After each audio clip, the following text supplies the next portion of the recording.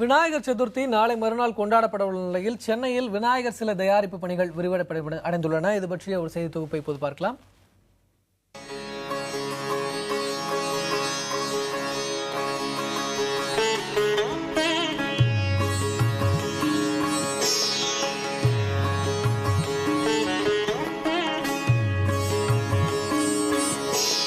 யானை வரும் பின்னே மணி ஓசை வரும் முன்னே என்பது பழமொழி.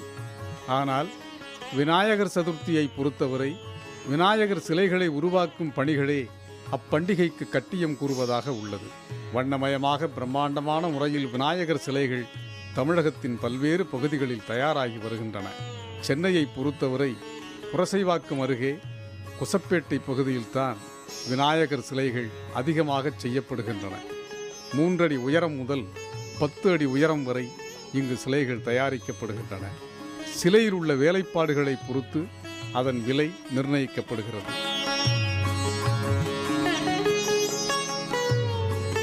குறைஞ்சபட்சம் 500 ரூபாயிலேருந்து 35,000 வரை பிள்ளையா இருக்குது. அதாவது வெரைட்டிக்கு தகுந்த போல் ஒரு முத்து கலரு பிளாக் பண்ணால் ஒரு 2,000 1000 கூட வரும். அந்த பிளாக் பண்ணுறதுனால மூஞ்சி எங்கள் உடம்பெல்லாம் கரையேன்னு ஆகிடும். அது கிருஷ்ணாவில் வந்து ஒரு 2 லிட்டர் 3 லிட்டர் ஆனால ஒரு 2,000 1000 எக்ஸ்ட்ரா வரும்.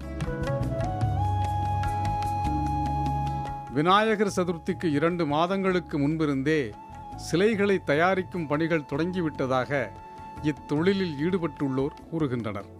களிமண், காகிதக்கூழ், தேங்காய் நார் ஆகியவற்றால் விநாயகர் சிலைகள் அச்சின் உதவியுடன் தயாரிக்கப்பட்டு வெயிலில் காய வைக்கப்படுகின்றன.